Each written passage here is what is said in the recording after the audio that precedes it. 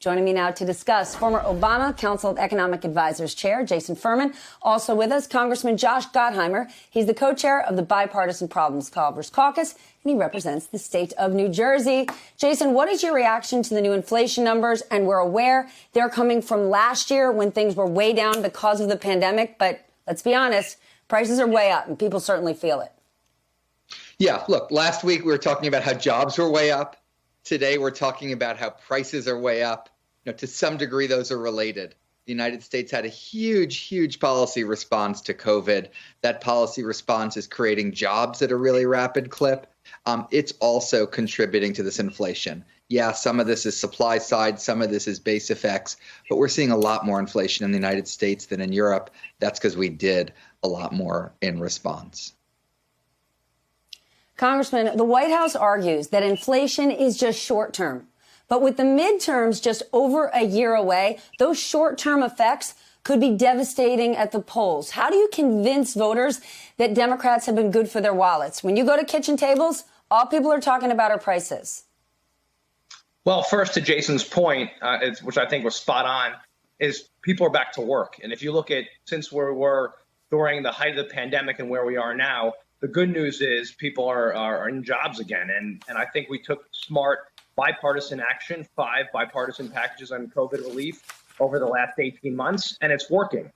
Part of that, of course, is having its impact, and I think we need to be smart going forward. But if you look at what we did just yesterday on the bipartisan infrastructure package, Stephanie, Democrats and Republicans coming together, including 19 Republican senators, and we're going to see similar action in the House with a bipartisan support for a infrastructure package. That's also key to our economic growth. And that's why that also was very smart policy. That means making sure that we can compete not only with China, but that we have roads, bridges, tunnels, water, all the things that we need to actually grow our economy in the United States. And we get those shovels in the ground and people to work there, 2 million jobs a year. All that's going to help move things forward. And that's how we're going to not only win as a country, but I think the Democrats will win strongly in 2 years.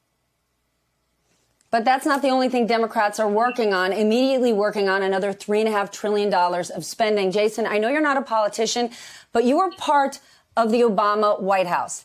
Is Biden's economic team rolling the dice on inflation to get infrastructure passed, or are they not worried about it at all? That extra $3.5 trillion, that could crush us in terms of short-term inflation. I'm not worried about that package in terms of inflation, Stephanie. Inflation is usually the Fed's job. The Fed has been assigned by Congress the job of price stability. They should respond to the inflation numbers appropriately to achieve that goal. If you look at that reconciliation bill, a bunch of that bill is paid for. It's spread out over time. Some of it will increase the productive capacity of the economy, for example, enabling more parents to work. So I think you should look at it and ask yourself, as a country, do we need preschool? Do we need paid leave? Do we need investments in education? If your answer is yes, then you should support that legislation. I would not worry about inflation for something like that. There's a ton of really good things in that human infrastructure plan. But Congressman, former President Trump, he was Mr. Real Estate. He said, I'm going to get infrastructure done. He didn't. Biden just did it in a big bipartisan way. Are Democrats risking losing this massive accomplishment on the $1 trillion bill if you go too big with the $3.5 trillion behind it? Well, first, right? Stephanie, you should just be running a victory lap today. We are, and I think we should be voting right away on that infrastructure package in the House.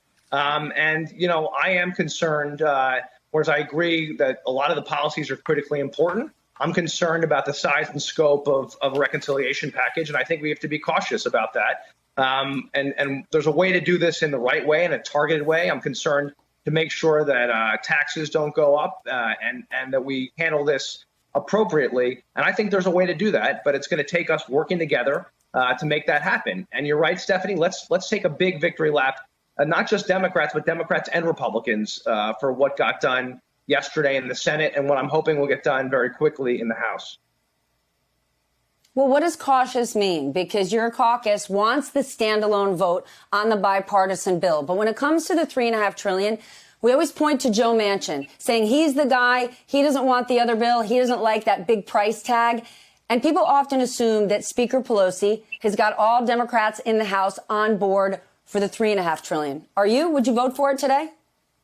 Well, we have a 3-seat majority in the House, and I'm talking to a lot of my colleagues, and I think, one, we need to see actually what's in it, the specifics, right? It's hard to say without seeing the details of what you're for or against. On a macro perspective, there's lots of policies that Jason pointed to that I think are right in helping people.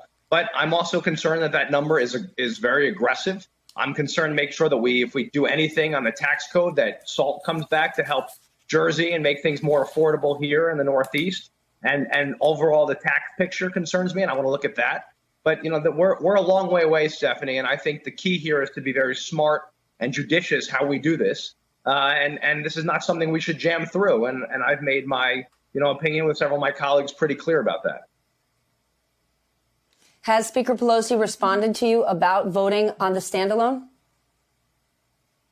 I've not heard from her yet, but I know that we've had a lot of engagement from the White House and from others to talk through the specifics here and to decide what exactly this looks like. What's the impact going to be? And those are the kind of details that many of us want to get to the bottom of before we make any kind of decision moving forward. But as you pointed out, Stephanie, the best thing we can do right now is vote on that bipartisan infrastructure package that came out of the Senate, bring it to the House. The Problem Solvers Caucus worked very closely with our bipartisan Senate colleagues to help get that done. And 20% of the GDP in the country runs through the Northeast. It's key that we actually have a tunnel that's not crumbling. It's key that we have roads and rails that work. That's how we're going to stay competitive with China and globally, and obviously how we're going to grow our economy at home.